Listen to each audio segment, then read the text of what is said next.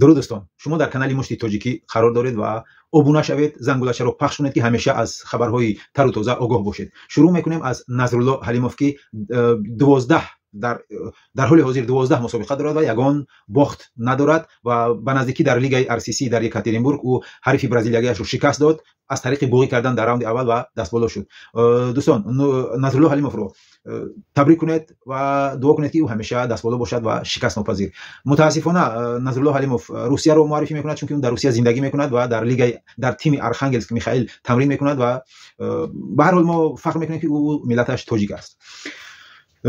دوستان، خبری خوش 30 نوامبر آخرین بعد 2 هفته پسری جورابک مرادوف، نوری الله مرادوف، در لیگ اکتاگون بار اول خودش رو میسنجد در ورزش MMA بر ضد ورزشگری قزاق ارلک بیرژن باشد. یک مسابقه گذراندگی است و یک باخت دارد و نوری الله مرادوف باشد بار اول شروع میکند. دوستان، فکر خودتان رو نویسید. من میدونم که نوری الله مرادوف در امریکا قهرمان امریکا اوید به BJJ شده بود و این بار اول است که او از ورزش MMA خودش رو میسنجد و ما باور داریم که او 30 نوامبر آخری ماه دستبالا میشود بر ضد ورزشگری قزاق. دوستان، نوری الله مرادوف رو دستگیری کنید، دعا کنید که او دستبالا شود چون که او پسری جانیبک مرادوف است، پدرش پولدار است و میتونست که مشق نکند و با این نگاه نکرده او این نمودی ورزش MMA رو گرفته است که این خیلی مشکل است برای آدمان. هر کس نمیتونه در این ورزش در این اسپورت بیاید و خودش رو بسنجد و نوری الله مرادوف با این نگاه نکرده راه مشکل رو گرفته است و امیدواریم که او همیشه موفق می شود.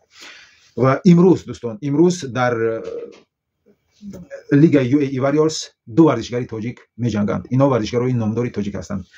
بختاور یونوسوف از تاجیکستان بر ضد محمد علی عثمانلی، این ورزشگری آذربایجانی است به فکرم و 10 برد دارد، یگان باخت ندارد.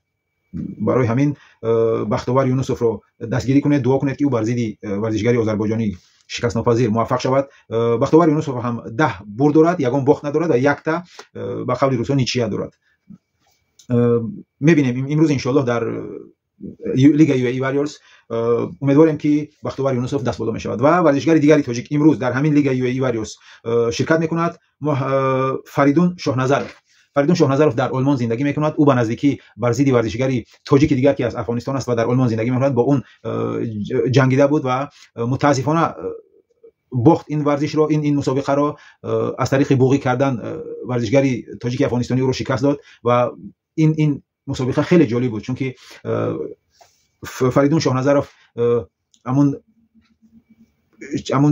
فوکی ورزشگری تاجیک افغانستانی رو شکست، دنداناش شکست. خیلی جنگ جالب بود و از برای من چی نداشتنش، تجربه خوب نداشتنش، همین مسابقه را باخت فریدون شاهنظرов. حاضر او رکوردش 4-1 است و او می‌جنگد بر ضد ورزشگری روسیایی ماگومد مرادوف که یک برد دارد، یگان باخت ندارد. اینم دوم مسابقه او میباشد. ماگومد مرادوف از روسیه است و ما امیدواریم که فریدون شاهنظرов هم امروز دستبالا میشود. دوستان، بختاور یونوسوف و فریدون شاهنظرov رو دستگیری کنید. امروز در عربستان در لیگ UAE واریورز اونا شرکت میکنند و امیدواریم که اونا دستبالا میشوند. دوستان، در کامنتاریو ورزشگران تاجیک رو دستگیری کنید و در کانال مشتی تاجیکی ابونه شوید. من حتما شما رو فردا یا که امشب شام با شما همون مسابقه چه گذشت من با شما حتما این خبر رو میرسونم و امیدواریم که تاجیک ها دستبالا میشوند. خدا یارو یاورتان.